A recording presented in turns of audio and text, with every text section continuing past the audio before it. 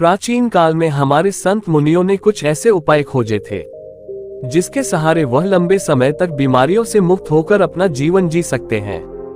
आज के वीडियो में हम उनमें से सबसे महत्वपूर्ण नियमों का जिक्र करेंगे जो बहुत आसान है और जिसे अपनाकर कोई भी व्यक्ति, पुरुष या महिला, बूढ़ा या बच्चा अपना सकता है और बीमारियों से मुक्त स्वस्थ जीवन जी सकता है। इस नियम को समझने के लिए सबसे पहले ये समझे कि प्राचीन काल में हमारे संत मुनि कभी भी सूर्यास्त के बाद भोजन नहीं करते थे। चरक संहिता में इसका कारण बताते हुए कहा गया है कि मानव शरीर में जठराग्नि होती है जो पाचन क्रिया को नियंत्रित करती है, जिसे कुछ लोग पाचक अग्नि के नाम से भी जानते हैं। और यह जठराग्नि यानी पाचक अग्नि सूर्य के संपर्क में आने पर अच्छे से काम कर सकती है। और जब कोई व्यक्ति सूर्य डूबने के बाद भोजन करता है तो रात के समय उसकी पाचक अग्नि सक्रिय नहीं होती है, जिसके कारण धीरे धीरे पाचन क्रिया में बाधा उत्पन्न होने लगती है और इसके कारण समय के साथ शरीर में बीमारियां उत्पन्न होने लगती हैं। यहीं से सभी रोगों की जड़ का जन्म होता है। अगर इस जड़ को यही खत्म कर दिया जाए, मिटा दिया जाए तो शरीर जीवन भर रोगों से मुक्त रह सकता है। अब समझने वाली बात यह है कि जब हमारी जठराग्नि यानी पाचन अग्नि ठीक से काम नहीं करती है तो हमारी प्राण शक्ति को काम करना पड़ता है और हमारी प्राण शक्ति एक समय में एक ही काम अच्छे तरीके से कर पाती है। जब हमारी महत्वपूर्ण ऊर्जा पाचन में शामिल होती है तो हम गहरी नींद नहीं ले पाते हैं और इसी कारण से कुछ लोग 8-8, 10-10 घंटे की नींद लेने के बाद भी सुबह थका हुआ महसूस करते हैं। इसका कारण यही है, प्राण शक्ति की ऊर्जा जो रात के समय हमारे शरीर को अंदर से ठीक करती है, उसकी मरम्मत करती है। फिर यही ऊर्जा रात के समय जब मनुष्य सोता है तो उसके शरीर के रोगों को ठीक करने में अपना समय व्यतीत करेगी और धीरे धीरे इससे आपका शरीर अपने आप ही अपने रोग ठीक कर लेगा। लेकिन इसके लिए आपको अपना रात का खाना सूरज डूबने से पहले करना होगा ताकि सूरज के संपर्क में रहने वाली आपकी पाचन अग्नि बेहतर तरीके से काम करे। यह आपके भोजन को जल्दी पचाने में मदद करेगा जिससे आपकी जीवन शक्ति अन्य कार्य कर सकेगी। मान लीजिए कि आप शाम को 6 से 7 बजे के बीच खाना खाते हैं, इसके बाद आप 9 से 10 बजे के आसपास सो जाते हैं, तो इन 2 से 3 घंटों में आपका ज्यादातर खाना पच जाता है और बाकी का भोजन रात्रि के 1 बजे तक पूरी तरह से पच जाता है। और उसके बाद आपकी जीवन शक्ति आपके शरीर की मरम्मत करने लगती है, आपके शरीर की बीमारियों को ठीक करने में लग जाती है। और यही वह समय होता है जब आपका शरीर खुद को डिटॉक्स करना शुरू कर देता है। इसी प्रक्रिया को अर्ध उपवास कहा जाता है, जिसकी पूरी अवधि 16 घंटे की होती है। लेकिन जो लोग दिन में 16 घंटे उपवास करने में सक्षम नहीं है वो 12 घंटे से शुरुआत कर सकते हैं। यानी कि अगर आपने रात्रि को 7 बजे भोजन किया है तो आप अगले दिन सुबह 7 बजे ही भोजन करें, जिससे कि आपकी बॉडी को तकरीबन 6 घंटों का समय मिलता है खुद को रिपेयर करने का। इस अर्ध उपवास में हमारे शरीर में क्या प्रक्रिया घटित होती है, पहले इसको समझिए। जब हम अर्ध उपवास करते हैं तो हमारे शरीर को पूरी तरह से भोजन नहीं मिलता, इसीलिए शरीर अपनी जरूरतों को पूरा करने के लिए अपनी कोशिकाओं में जो बैक्टीरिया होते हैं उनको ही खाना शुरू कर देता है। और इसी वजह से हमारी कोशिकाओं का अपने आप शुद्धिकरण होने लगता है। वैज्ञानिक भाषा में इसे ऑटोफेजी कहा जाता है, जिसका मतलब होता है बॉडी को सेल्यूलर लेवल पर डिटॉक्स करना। सिर्फ 21 दिन के लिए जो मनुष्य इस प्रक्रिया को अपना लेता है उसकी त्वचा में निखार आने लगता है, उसके बाल गिरने कम हो जाते हैं, सुबह अच्छी ताजगी होती है, रात को नींद गहरी आती है और मानसिक तनाव बिल्कुल मिट जाता है। कुछ लोगों को लगता है कि अर्ध उपवास करने से उनका शरीर कमजोर हो जाएगा, लेकिन अर्ध उपवास करने से शरीर का फैट कम होता है, मसल्स लॉस नहीं होता और मसल्स लॉस नहीं होता, इसीलिए शरीर की क्षमता अपने आप बनी रहती है।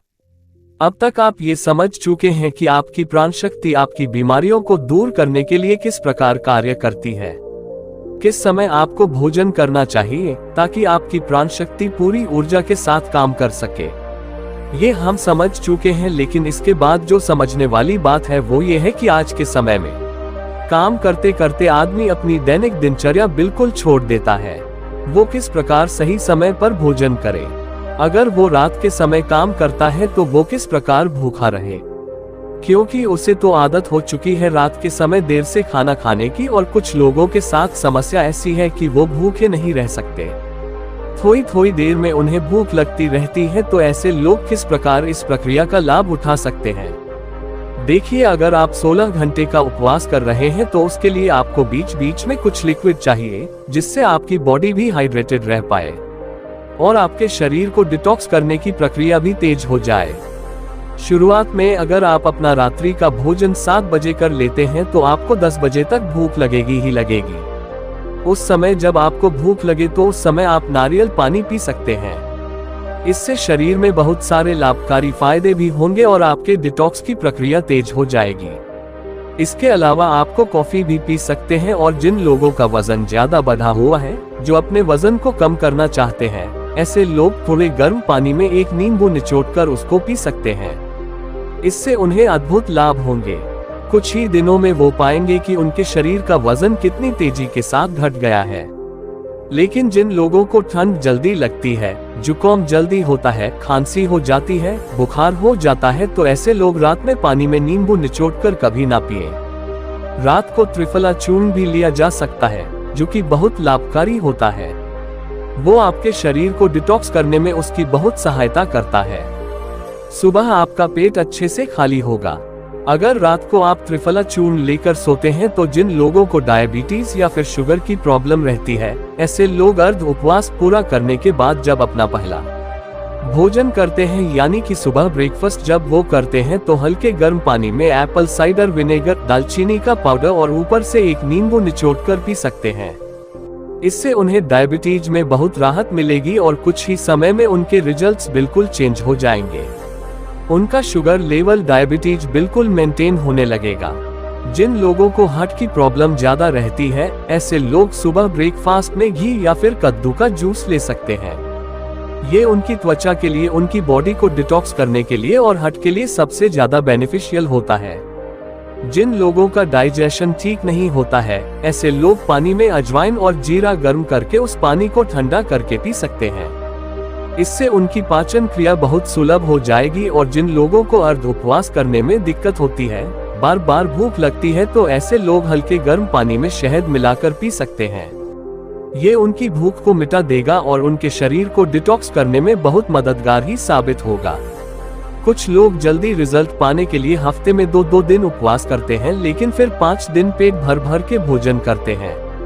इससे उनको जल्दी रिजल्ट्स तो मिल जाते हैं, लेकिन ज्यादा समय तक ऐसे रिजल्ट्स टिकाऊ नहीं होते।